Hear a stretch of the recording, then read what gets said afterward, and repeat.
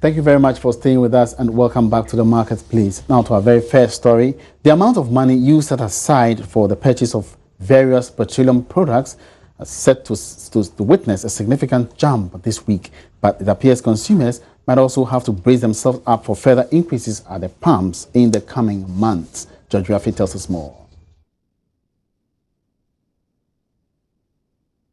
The increase, according to Joy Business Checks, is in line with the pickup of crude prices over the last few weeks. The price of the commodity has witnessed a significant jump over the past few days, and it is currently trading at around $50 a barrel. This follows news that the group of oil-producing and exporting countries, OPEC, are set to reduce the amount of crude they produce every day.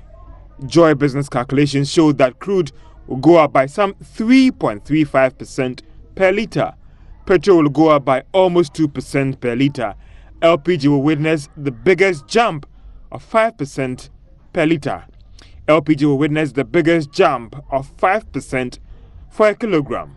The good news for consumers for now is that it is not all the over 70 oil marketing companies that might increase their prices, so they could attract more consumers to their various service stations. This will be because of the fact that the current deregulation policy allows every oil marketing company to set. However, the bad news is that with forecasts that the price of crude oil is set to be going up, then it's likely that consumers should be prepared to pay more at the pumps. This is because most of the oil marketing companies have told Joy Business that they are not willing to absorb the expected cost and that they will pass it on to consumers. All right, so that was George Rafi's report. Now, the Chamber of Petroleum Consumers has called on government to, as a matter of urgency, reduce tax levels in the petroleum price build-up in order to absorb the fast rising increase in the price of crude oil on the world market and to avoid imminent increases in pump prices. Now, the Chamber also recommends the review of the price stabilization margin, a charge on petroleum products, to make it more sensitive and respond to changing trends in prices. Now, joining me on phone to do some discussion on this particular issue is the Executive Secretary of the Chamber of Petroleum Consumers, Duncan Amoah. Duncan, good afternoon. Welcome to the market, please. Good afternoon, Emmanuel. Good afternoon. Yes. So government has in 6 months backed about 3.6 billion cedis. Don't you think this is a fast way to increase government revenue, and for which government may not be willing to reduce any such prices or go for any reduction of these prices? What's your take on this? In fact, it is a two-pronged situation. While government is overtaxing all of us and to be able to raise those fantastic sums, government could even have made a lot more if it was tightening, its, should I call it, policy framework to enforce the export products that continue to be a problem to, the local market, in the sense that people come and declare for what they should have paid taxes for and record that the products are for export. They end up invariably on the Ghanaian market and no taxes are paid on them. So it sounds very good on paper that government is able to rake in some revenue, although from the consumer's perspective, we are being overcharged as we speak. Like I indicated, if you look at the cost of fuel in Ghana to the cost of fuel in Nigeria, other places in Africa, it is quite clear that we are paying a lot more than others are paying. All right, so Duncan, which taxes do you want government to remove or reduce, or which other ones and do you want government to maintain? To be actually reviewed. If you look at what we talk about as the special petroleum tax, we have insisted all along that the SPT was charged on ex-refinery. It was actually relieved some burden off our shoulders as consumers. But again, the government would wait to slap the SPT of 17.5% on ex-depot and eventually tax on tax.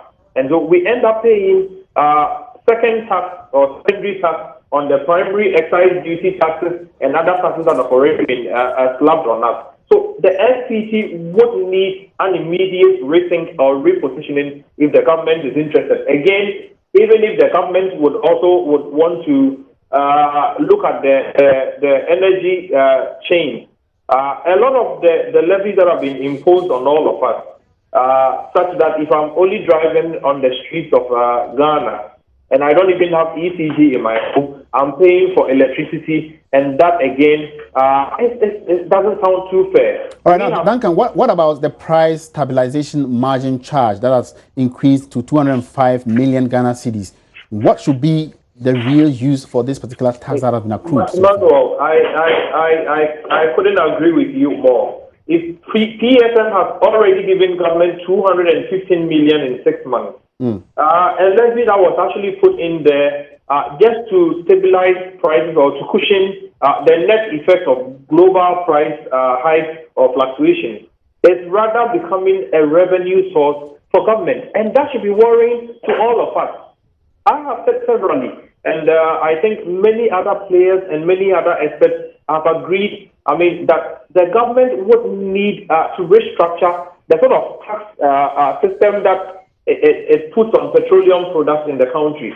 PSM is not exactly meant for revenue, but it's supposed to be a buffer that cushions all of us. As in, when world prices go up, PSM could actually go down a bit so as to accommodate the shock and the imbalance. But here we are, PSM has become a revenue source for government. But don't you think, Duncan, don't you think that we've not had any significant increase in prices for some time now, and that's why government is maybe waiting on that to Emmanuel, for petroleum, what is significant is 1% in petroleum. If you do 1% of the volume, you would realize that 1% in petroleum is as significant as anything else you can think of. But until recently, it was going up and down marginally. Until recently, which has seen, or when we have seen some sustained increase in the prices, it had been going down, marginally. It would go down when it has to. In fact, the players have served all of us well. We wouldn't have cause to complain or blame them. But again, when it has to go up, and some of those tax components are not looked at, like I have indicated, on November 2nd, OPEC is meeting again to finalize as to what sort of cuts really to enforce on their member countries, and Russia significantly has joined them. So one is expecting that beyond November 2nd, prices are likely to pick up on the global market. And the direct impact on all of us cannot be overlooked. So we have said that government should not go to sleep as far as the tax build-up on petroleum products is concerned. Government should put into a measure such that when world prices pick up, some relief is given to the BDGs or OMCs to be able to cushion them so as not to pass everything on to the Ghanaians. As we speak today, indicated last that because world prices were picking up, it is likely going to have an effect on us in the next pricing window, which commenced yesterday the 16th. As we speak, most of the OMCs will be doing their own calculations. But what we understand is that diesel is likely to do between 7 to 9 to 10% thereabouts. All right. So Duncan, if we continue to see a significant increase or a persistent increase in crude price oils, how much should government reduce by way of taxation? That is why we have indicated that because government is also going to rake in a little more from Jubilee exports. Don't forget that Ghana also exports crude. Okay. And so because government will be getting more once world prices hit the $50 mark, it would have been prudent on government to ensure that it does the adjustment so that you and I paying taxes on local products would also get some relief. As we speak, we are still paying about 46% by way of taxes, and government need to care. Revenue is good for government, but again, those monies could equally sit in the pockets of Ghanaian consumers to expand businesses and to carry out whatever expansion that the economy needs, instead of the government collecting everything from all of us. Well said, Duncan. Thank you very much for your attention. Duncan Amoah is the Executive Secretary of the Chamber of Petroleum Consumers.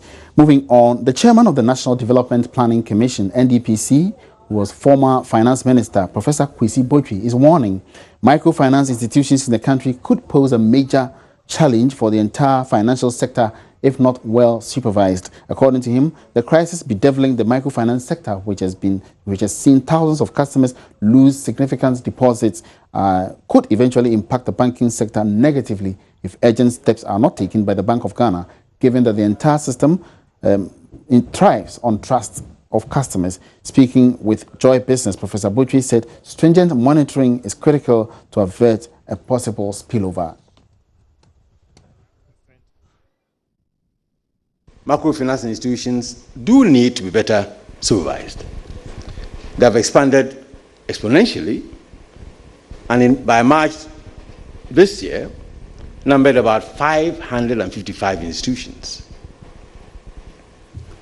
Because they can create problems for the entire banking system by weakening trust, both in themselves and worse, by extension, the banking system generally.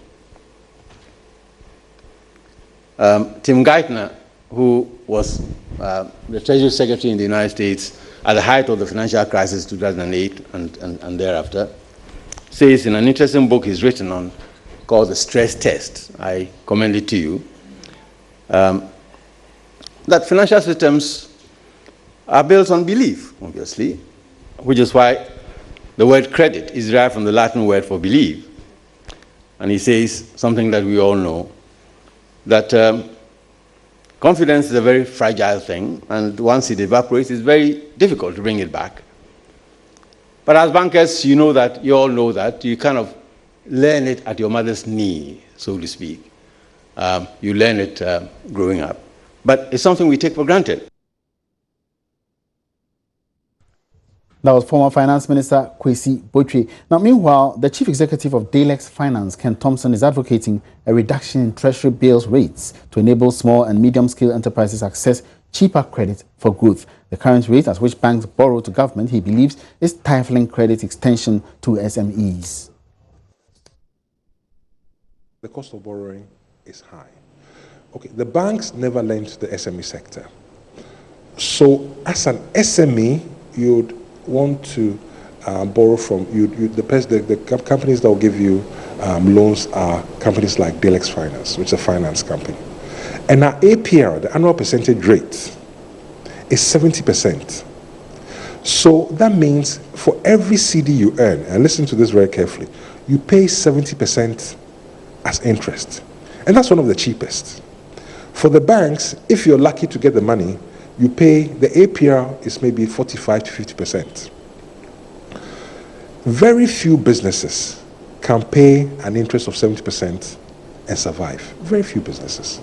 And if you take even us, we borrow to on lend, we borrow at maybe 31%. So we do a multiple of 2.5. A bank will take your money at maybe 3%, or if you're lucky, and they do 45%. So the cost of credit is expensive. So, and that makes it very few businesses can survive an interest rate of 70%. I mean, some people are paying over 100%. And I think Ghana has probably one of the highest rates of interest in the world.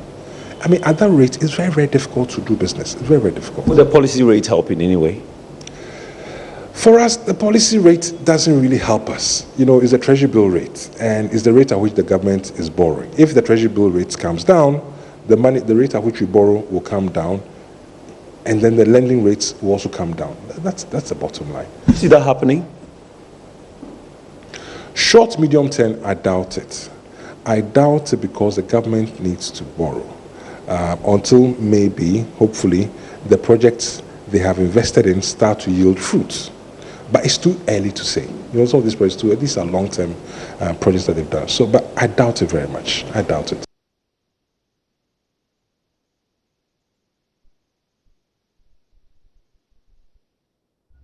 All right, so we're still in the marketplace and still staying in the financial sector. Government has secured a significant interest from local investors in its maiden domestic dollar bond issue. It took almost $95 million from investors who were interested in the 2-year domestic dollar bond. According to a statement issued by the Finance Ministry, government will be paying an interest of 6%.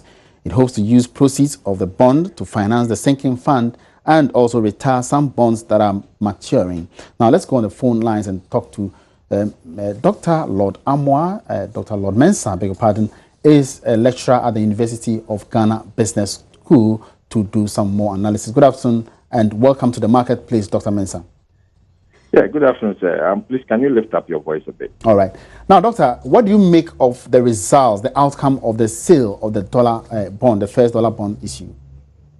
Well, I'm not surprised that we're able to raise such quantum of money in this country, because we live in a country where people always want a safe haven for their money, and then the safe haven would possibly looking at foreign currency, which they will keep their money in, and looking at the time that we find ourselves in at this time. Anybody who is investing would like to invest in a form of foreign currency. And if we should float, a dollar in our own environment, dollar-denominated bond in our own environment, there's a likelihood that you get investors developing an appetite for it. And I think that calls for it. But possibly we could have got, a lower coupon promise. But maybe as a result of the reasons that we gave for the, issue, that's why we had it to be 6%. I was expecting that we get somewhere 4.5% comparatively to other bonds that have been issued on the continent locally. But then we had it to be 6%. And possibly that might be the reason that we gave for issuing the bond in the prospectus. One, to retire an old bond that is about to, expire. And then also to go on to, to provide a sinking fund for a bond that is already running. From my understanding of the literature, if you look at the sinking fund, I think it's a parallel investment that you do over the tenure of the bond. So if the bond is 5 years, immediately the issue goes up, you take alongside another investment, which could also be a bond that you've purchased, more or less to provide a security for the investors that will invest in that issue. But then we have waited for this bond to run, and now we are even going to borrow, to come and provide that cushion to investors. So if we were to enjoy any benefit as a result, because remember, any bond that has sinking fund provision comes with a lower coupon rate compared to the one without. So what would be the benefit? Now, I'm more concerned, Doctor, about the level of borrowing, because government debt profile itself is not too good. I'm not also talking about the level of borrowing, but I'm talking about the technicalities behind the sinking fund and then the bond. Do you get me, please? Yes, I do. But yes, so I'm looking at a bond without sinking fund and a bond with it. Okay? So if initially you were to be on the market to issue a bond and it's without sinking fund, that bond will attract higher coupon rate compared to a bond that has a sinking fund. That is why that provision has to be clear. Now, Doc, do you think that it is the most prudent way that government could have gone or should have gone at this particular time when we're getting to an election year and for which expenditures are still going high? Well, if you look at... Hello? Yes, I'm here. Yes, your voice is very, very faint. Can you... Yes, I can hear you loud and clear, yeah. Okay, I cannot hear you. That's why I said I want you to repeat the question. Okay, so I was saying that, don't you think that is a bit worrying, especially when we are heading towards an election year and expenditure, levels are continuing going high and for which stakeholders have expressed concern. Do you think this was a prudent way that government should have gone?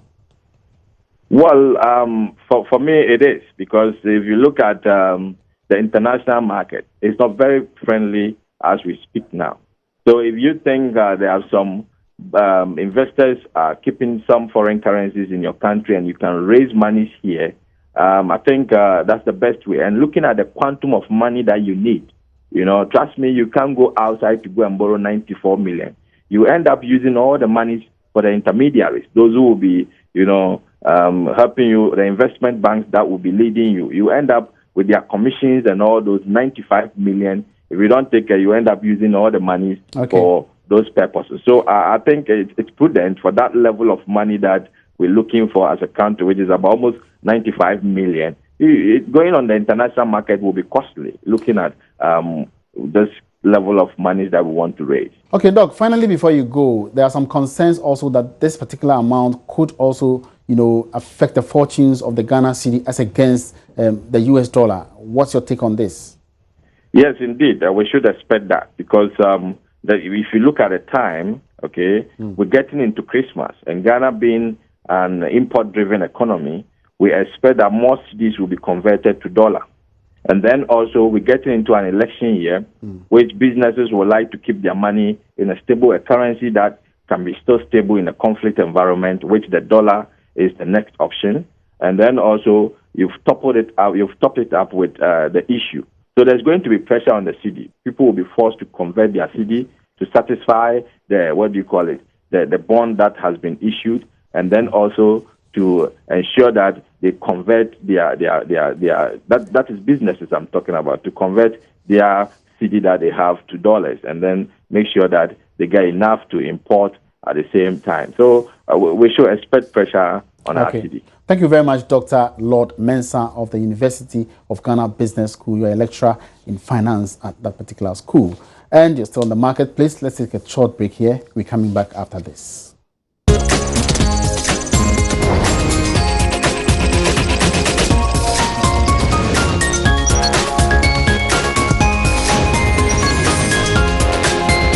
You're welcome back. This is the marketplace. Now, players in the securities industry have renewed calls for a widening of the tax base since it has the potential to grow the capital market and benefits the economy. The tax base predominantly covers the formal sector of the economy, with a significant portion of the informal sector not paying taxes. In an interview with Joy Business, Managing Director of investment firm Stanlib, Emmanuel Alex Asiedu, emphasizes the need for a balanced tax system which will rope in invisible petty traders as well as small business owners. The issue of non-payment of the required taxes as well as tax evasion continues to deal a big blow to the country's revenue generation. Despite a lot of talk about expanding the tax net to rope in many more small-scale businesses, the implementation is still a mirage. Statistics indicate that 55% of the population is involved in the informal sector and do not fall under the tax radar. Speaking to Joy Business at the 2016 Capital Market Investment Forum, Managing Director of investment firm Stanlib, Emmanuel Alex Asiedu, stressed it is unfortunate to persistently burden taxpayers with additional taxes while ignoring a sizable section of the economy. And the formal economy is what I would broadly define as the part of the economy that falls under our statistics. So there's a handle on it. Now, if it's only that part that is taxed, then we're being overtaxed. What about that 55% of the economy? That's what I mean by under the radar is they can't be seen. They're doing businesses, buying and selling small productive ventures, and they don't pay tax on it. And well, the theory is simple enough. The practice is just going out there, getting the systems in place and getting them to be taxed so that government's revenues go up. The new Income Tax Law 2015 Act 896 was to, among others, help to achieve a broadened tax base and rationalize the tax system.